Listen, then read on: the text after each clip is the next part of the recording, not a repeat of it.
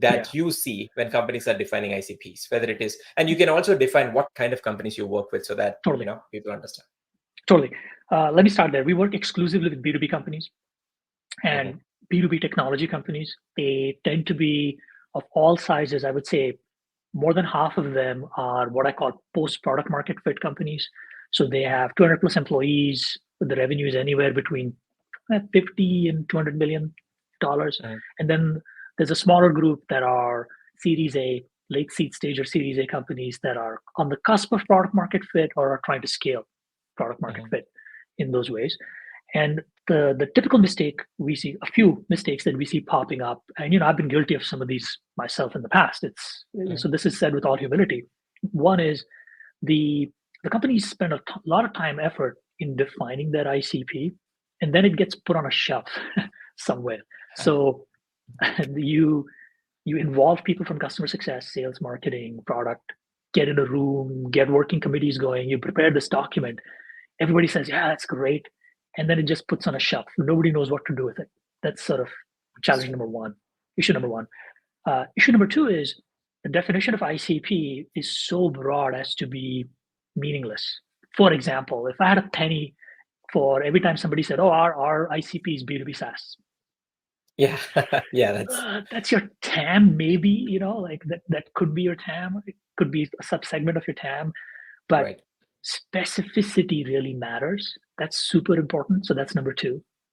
And then number three is you have to keep tweaking, iterating on your ICP. It's never static because it's really a matching of what your product does, what your service does, and what the problems that your target audience is looking to solve.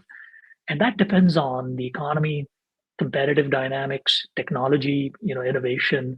So you have to keep revisiting it at least every 6 months, if not sooner, and making small tweaks. These are typically not, it's like driving, right? You have to make small adjustments as you're driving down the road. And which means it has to be data driven. It can't be based on gut feel alone. You can start with a hypothesis, but it needs to be a constant process of iteration.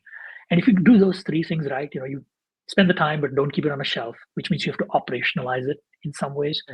Two, keep making small changes, small tweaks. And three, sort of revisit it from a data perspective all the time. That's valuable.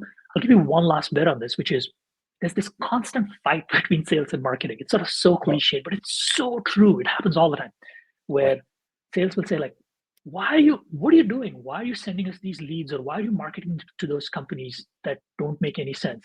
And to me, the number one reason for that is a lack of an ICP or a shared ICP. Sometimes this is dangerous. There are multiple ICPs. There's one marketing ICP and sales ICP.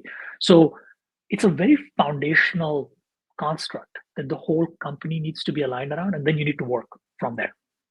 Yeah, it's so interesting that as companies grow, they don't even talk about ICP between them, right? Marketing will go take their ICP, their account target list, and do a bunch of demand activities.